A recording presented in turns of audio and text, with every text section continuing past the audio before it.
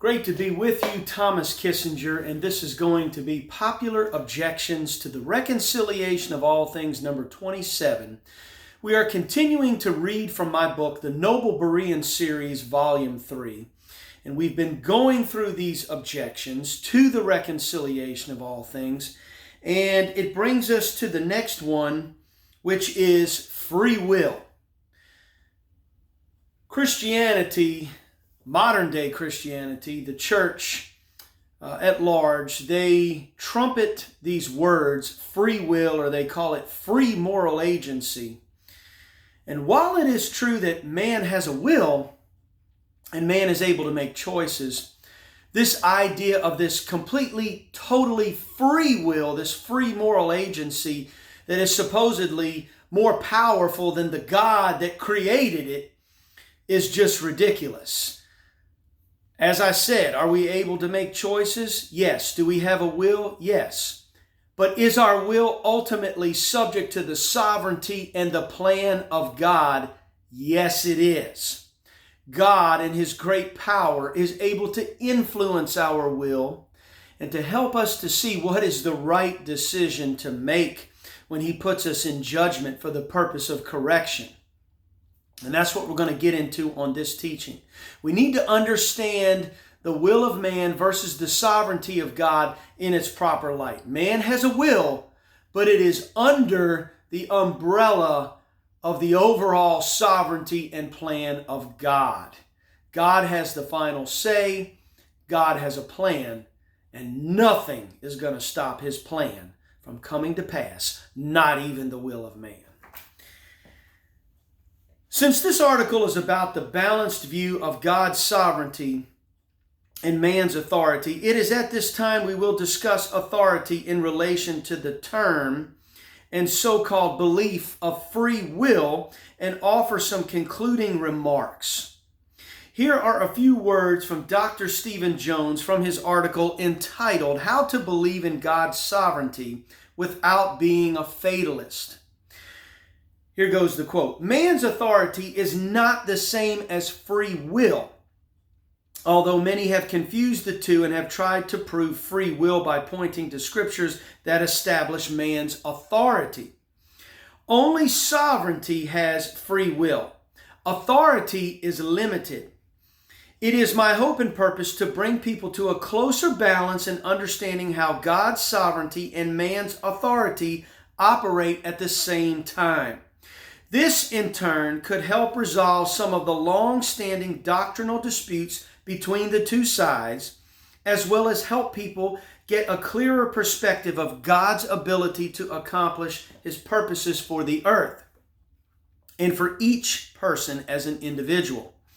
The quick answer is that man's authority ends where God's sovereignty begins. Man has the authority to reject God for a time. But ultimately, God's sovereign will is going to be fulfilled. Man can reject God and receive judgment, but God's judgment itself will correct his fleshly disposition so that he genuinely submits to Jesus Christ. We have shown this in other writings, summarized best in the short booklet, If God Could Save Everyone, Would He? There we show that man has authority over his own land that God has given him as his inheritance. But God yet retains sovereignty over him by right of creation. The authority that God has given man is limited. Man does not have the ability to sell himself to the devil or to the flesh forever. He can do so only within the parameters of time. End quote. How to Believe in God's Sovereignty Without Being a Fatalist, Dr. Stephen Jones. Now, for example, let us consider the story of Jonah. Okay? God tells Jonah to go to Nineveh and cry against it for its wickedness. Jonah rose up to flee unto Tarshish from the presence of the Lord. He found a ship going to Tarshish, paid the fare, and ran from the presence of the Lord, so he thought.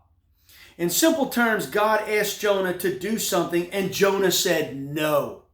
He made a choice to disobey and reject God. Later in the story, the Lord sent out a great wind into the sea, and there was a mighty tempest in the sea, so that the ship was like to be broken.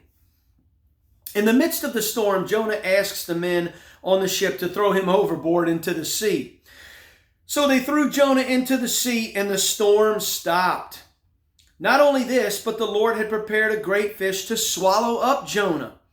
And Jonah was in the belly of the fish 3 days and 3 nights. How interesting to find out next. Then Jonah prayed. I wonder what it was that caused Jonah to pray.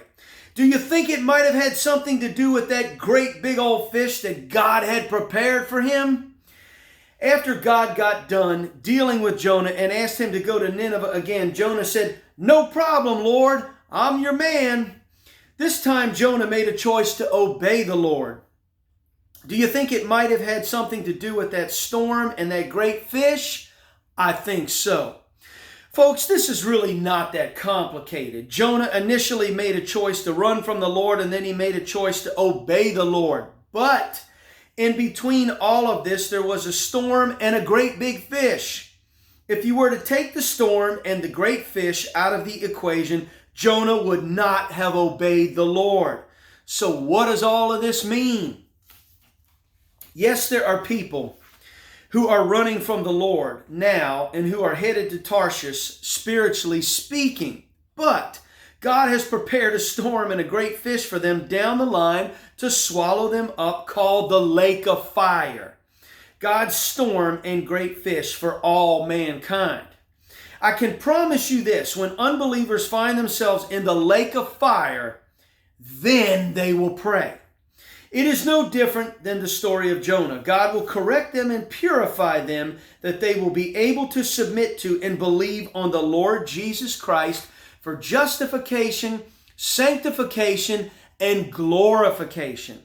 He will ask them again, like in the case of Jonah, believe on the Lord Jesus Christ, and they will say, just like Jonah, "Yep, I'm your man." It's not hard for God to cause adverse circumstances that will enable us to change our will and make the right choice. We must stop making an idol out of the will of man. It is not sovereign over God. Yes, we are able to make choices, but God in His sovereignty has the last say and is able to show us what the right choice is to make. He loves us too much to leave us for all eternity in the consequences of a bad choice. He just will not let it happen. Plus, we are His property and we have been bought with a price. He is going to get everything He paid for, which is the human race. I love it. I love it. I love it. In conclusion, the biblical facts of the matter are simply this. God is sovereign, but does not force and manipulate our every thought and action, even though He's able to do so. He does at times override our will, but not all the time, because He wants to teach us how to receive, handle, and use power, authority, responsibility, accountability, stewardship, and choices. On the other hand, man has authority and a will, but both are limited. They are not unlimited and totally free and to be seen as sovereign over God.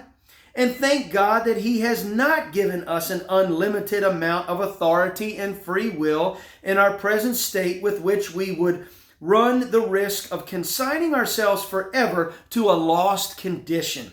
Remember, we are the property of God. You are the property of God. I am the property of God. He will not let this happen. God has the final say.